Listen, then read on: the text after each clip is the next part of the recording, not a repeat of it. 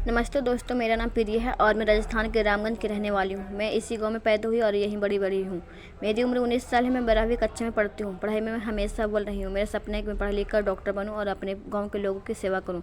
मुझे हमेशा से लगता है कि पढ़ाई ही मेरे जीवन बदल सकती है और इसी वजह से मैं पढ़ाई को लेकर बहुत गंभीर हूँ। हमारे परिवार में कुल 4 लोग रहते हैं। मैं, मेरे माता पिता और मेरा छोटा भाई प्रिंस। पापा रामलाल गांव के सबसे मेहनती किसान हैं। वह सुबह से लेकर रात तक खेतों में काम करते हैं। उनका सपना है कि मैं और मेरा भाई खूब पढ़ाई करे और एक दिन बड़ा नाम कमाए। मेरी माँ राधिका घर संभालने के साथ साथ खेतों में पापा की मदद भी करती है। उनका स्वभाव बहुत सरल है। हमारे पास ज़्यादा पैसा नहीं है, लेकिन हमें किसी भी चीज़ की कमी कभी महसूस नहीं हुई। मैं दिखने में सामान्य हूँ, लेकिन लोग कहते हैं कि मेरी बड़ी बड़ी आँखें और लंबे बाल मेरी खूबसूरती को बढ़ाते हैं। जहाँ तक कि मेरे शरीर की बनावट, भरा हुआ शरीर किसी खूबसूरती को 4 चांद लगा देता है। मुझे अपने लुक से ज़्यादा अपनी पढ़ाई और सपनों की फिक्र रहती है। मुझे हमेशा लगता है कि मैं भी अपने परिवार और गांव के नाम रोशन कर सकती हूँ। गांव की अन्य लड़कियों की तरह मुझे घर का काम करना भी अच्छा लगता है। सब कुछ अच्छा चल रहा था, लेकिन 2 महीने पहले मेरी ज़िंदगी में एक ऐसा मोड़ आया जिसने मुझे अंदर से तोड़ दिया।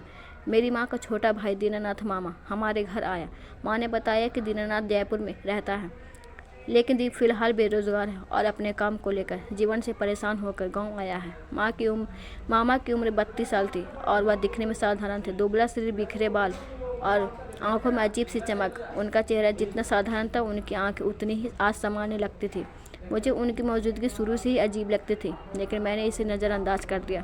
शुरुआती दिनों में मामा हमारे परिवार में जल्दी घुल मिल गए। उन्होंने खेतों में पापा की मदद करना, खेतों के कामों में भी हाथ बटाने लगे। वह अक्सर मेरे साथ बैठकर बातें करते और मेरी पढ़ाई के बारे में पूछते थे। मामा मुझसे कहते कि प्रिया, तुम बहुत होशियार हो। तुम शहर में पढ़ती तो तुम्हें बहुत आगे बढ़ने के मौके मिलते। उनकी बातों में मिठास थी और मैंने सोचा कि वह सच में मेरी मदद करना चाहते हैं। मेरे जीवन में सब कुछ सामान्य चल रहा था। मुझे लगता था कि दुनिया बहुत खूबसूरत है और हर कोई हमारे साथ अच्छा ही करेगा। मैं अपने सपनों को लेकर उत्साहित थी, लेकिन मेरे मामा दीनानाथ हमारे घर आने के बाद सब कुछ बदल गया। उस घटना ने मेरी मासूमियत छीन ली और मुझे सिखा दिया कि हर इंसान वैसा नहीं होता जैसा वह दिखता है। मेरा गांव, मेरी ज़िंदगी और मेरा परिवार सब कुछ बदल गया।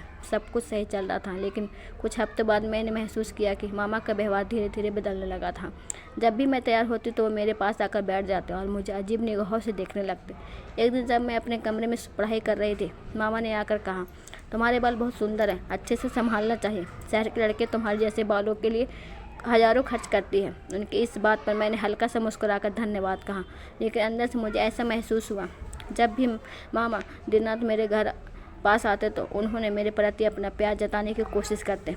प्रिया, तुम बड़ी हो गई हो, कितनी सुंदर लगती है। तुम्हारी मुस्कान तो शहर की किसी हीरोइन जैसी है। मैंने इसे सामान्य समझा और हंसते हुए कहा, अरे मामा, आप भी ना बस मजाक करते हो। मैंने कहा, मैं ऐसी वैसी नहीं, बस पढ़ाई में ध्यान लगाती हूँ। उनकी बातों में मिठास थी, लेकिन उनकी नज़रें मुझे असहज कर रही थी। यह पहली बार था जब मुझे उनसे डर लगने लगा था। एक रात जब सभी लोग सो रहे थे, मामा खिड़की के पास आए। खिड़की पर उनकी परछाई देखकर मैं डर गई। मैंने आवाज़ लगाई, कौन है? उन्होंने धीरे से जवाब दिया, मैं हूँ, तेरा मामा। बस देख रहा था कि सब ठीक है या नहीं। मैंने गुस्से में पूछा, आपको रात के इस समय यहाँ आने की ज़रूरत क्या थी? मामा ने कहा, अरे प्रिया, मैं तो बस तुम्हें बात करने आया था। तेरे जैसे अकेली लड़कियां तो डर जाती हैं। मैंने कहा, मामा जी, मुझे किसी से डर नहीं लगता और आपसे भी नहीं। आप जाइए यहाँ से, मैंने सख्ती से कहा। इसके बाद मामा ने बार बार मुझे तंग करना शुरू कर दिया। वो कभी मेरी किताबों को छूने लगते तो कभी मेरा ध्यान भटकाने के लिए अच्छी बातें करते। एक दिन जब मैं अपने कमरे में पढ़ाई कर रही थी, मामा मेरे अंदर आ गए। उन्होंने कहा, प्रिया, क्या पढ़ रही हो? मैंने कहा, पढ़ाई कर रही हूँ मामा जी। आपको कुछ चाहिए? उन्होंने कहा, तुझे देखकर ऐसा लगता है कि तेरे सपने बहुत बड़े हैं, लेकिन सपनों को पूरा करने के लिए खूबसूरती का भी होना ज़रूरी है। मैंने कहा, मामा, मुझे अपनी पढ़ाई पर ध्यान देना है, आप प्लीज़ बाहर जाइए। कुछ दिनों बाद एक दिन मामा ने मुझे एक कोने में बुलाया। प्रिया, मैं तुझसे कुछ कहना चाहता हूँ। क्या बात है मामा? मैंने पूछा। देख, मैं तेरे फ़ोन में कुछ मैसेज देख चुका हूँ। अगर तू मेरी बात नहीं मानेगी तो मैं सबको बता दूंगा कि तू एक लड़के से बात करती है। मैं घबरा गई और बोला, आपने मेरे फ़ोन में क्यों छुआ? यह मेरी निजी मामला है। उन्होंने कहा, तेरी ऐसी बातों का असर तेरे पापा और माँ पर पड़ेगा। सोच ले, तू मेरी बात मानेगी या सब कुछ बर्बाद करेगी। मामा, आप मुझे धमका नहीं सकते। मैं गलत नहीं हूँ और अगर आपने दोबारा ऐसा कुछ किया तो मैं माँ पापा को बता दूँगी। मैंने गुस्से में कहा, अरे तू क्या बताए कि तेरे पास कोई सबूत नहीं है, और वैसे भी तेरे माँ पापा मुझे ज़्यादा मानते हैं। उन्होंने हंसते हुए कहा। एक दिन मामा ने मुझसे फिर छिड़खानी करने की कोशिश की। तेरी आंखों में कुछ खास है, जब तुझे देखता हूँ तो लगता है कि जब कोई चांद को देखता हूँ। मैंने कहा, मामा यह सब बंद कीजिए, आप मेरे मामा हैं, आप ऐसा कैसा कह सकते हैं, शर्म की बात है। उन्होंने कहा, शर्म की बात अगर तू किसी को बताएगी तो तेरा ही नाम खराब होगा। मैंने कहा, मामा आपको लगता है कि मैं आपसे डर जाऊंगी? अगर आपने हरकतें बंद नहीं की तो मैं सबके सामने आपकी सच्चाई ला दूंगी, मैंने कड़क आवाज़ में कहा। फिर मामा जी ने कहा, देख लो प्रिया, तेरे पास तुम्हारे बॉयफ्रेंड और तुम्हारे फ़ोटो हैं। अगर तुम मेरी बात नहीं मानी या सब तुम्हारे मम्मी पापा को दिखा दूंगा। मैं डर गई और मैंने कहा, मामा जी प्लीज़ यह फ़ोटो मम्मी पापा को मत दिखाना, आप जो चाहोगे वैसा होगा, जो चाहोगे सब होगा, बस यह फ़ोटो दिखाना मत।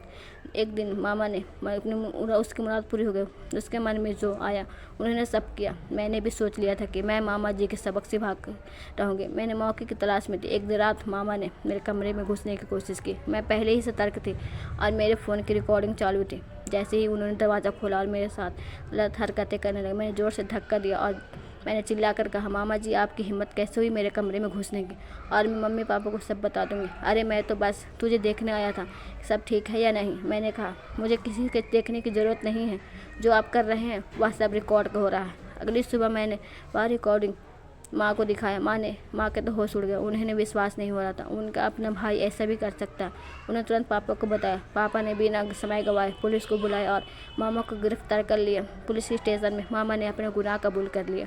तो दोस्तों, यह मैंने सही किया या गलत, अपनी राय कमेंट में बॉक्स में बताएं। धन्यवाद।